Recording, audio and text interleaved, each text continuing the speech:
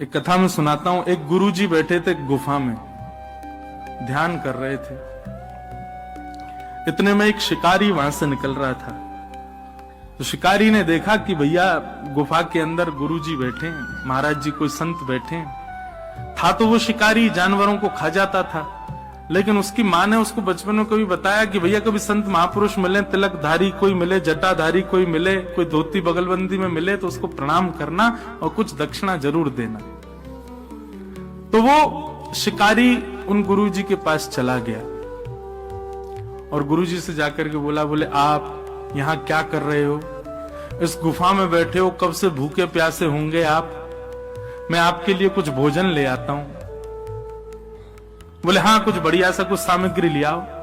इतने में शिकारी ने क्या किया, एक 12 सिंगा हिरण पकड़ के ले आया और पकड़ करके लाया और गुरुजी के सामने खड़ा कर दिया। बोले गुरुजी लो इसको मार दो, आप पकाओ, भोग लगाओ, फिर हमको भी बांट देना। गुरुजी बोले अरे भले आदमी, तो हिरण पकड़ के लाया। लेकिन गुरुजी ने सोचा शिकारी है, शिकारी क्या समझे कि भाई भक्ष भक्ष नहीं खाना चाहिए।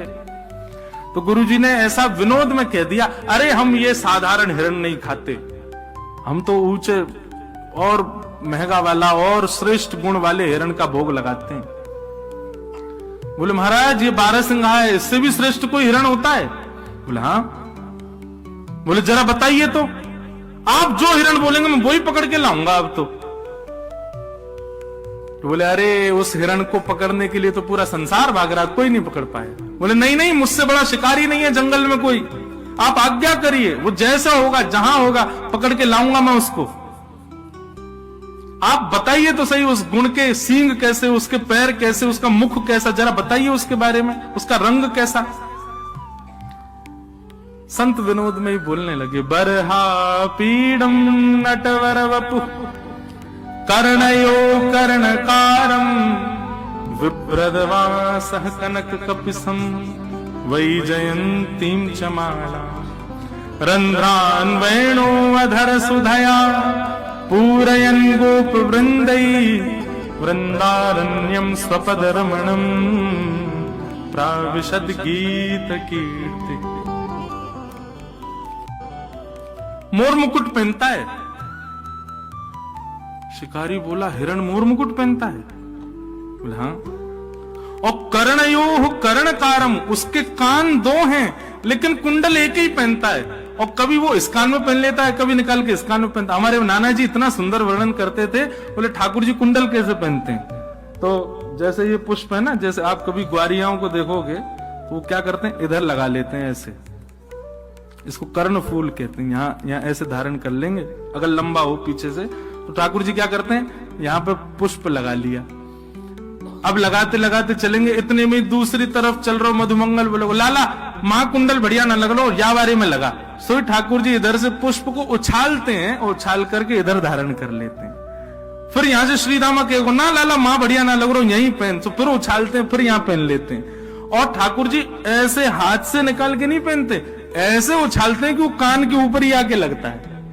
तो कर्णयोः कर्णकारम, बोले कुंडल पहनता कानों में। शिकारी बोला कुंडल पहनने वाला हिरण है? बोले हाँ।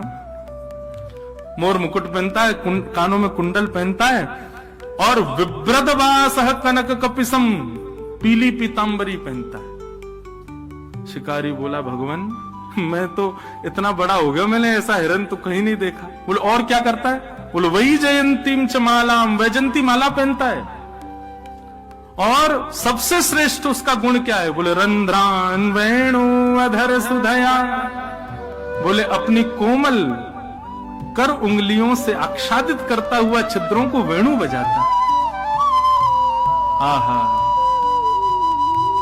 शिकारी तो भाव विभोर हो गया, बोले भगवान ये हिरण वेणु भी बजाता है? बोले हाँ।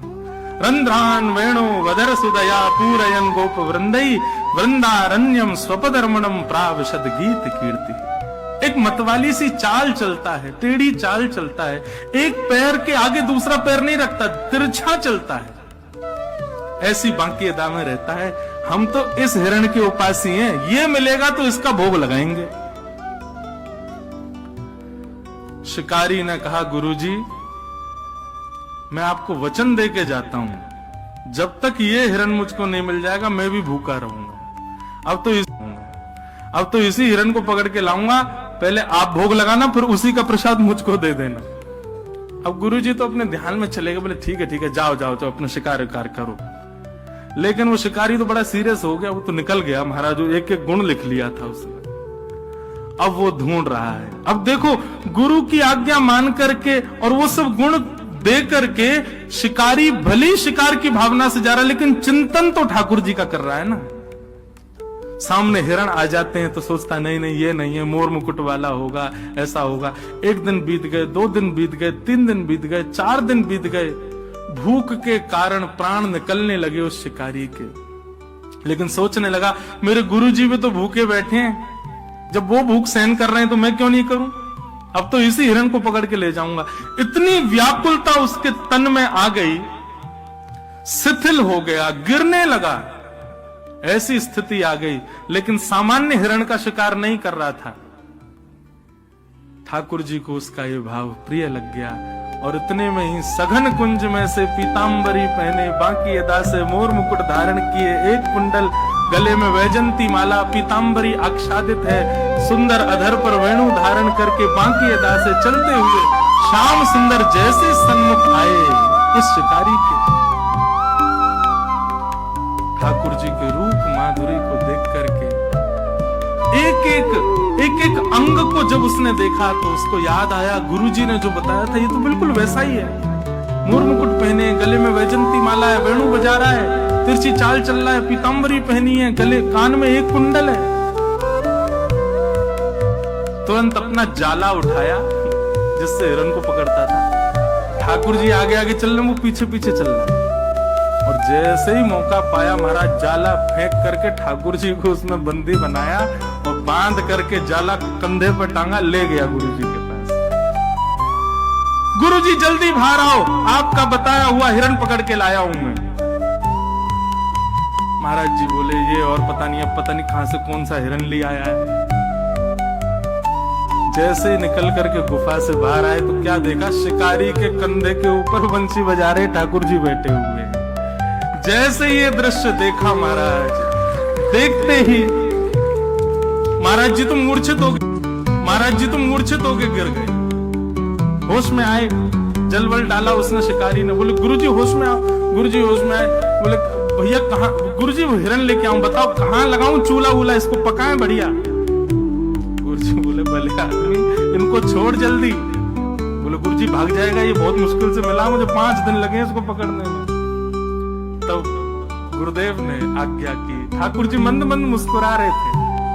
ऐसी गुरु की कृपा हुई कि एक शिकारी के हृदय पर शिकार की भावना से ठाकुर जी को ढूंढने गया, ठाकुर जी उसके वश में। तो हे नाथ, आपके नाम में इतनी सामर्थ्य है, आपकी लीला गुण में इतनी सामर्थ्य है कि एक स्वपच प्रजाति का व्यक्ति भी आपकी प्राप्ति कर पाएगा।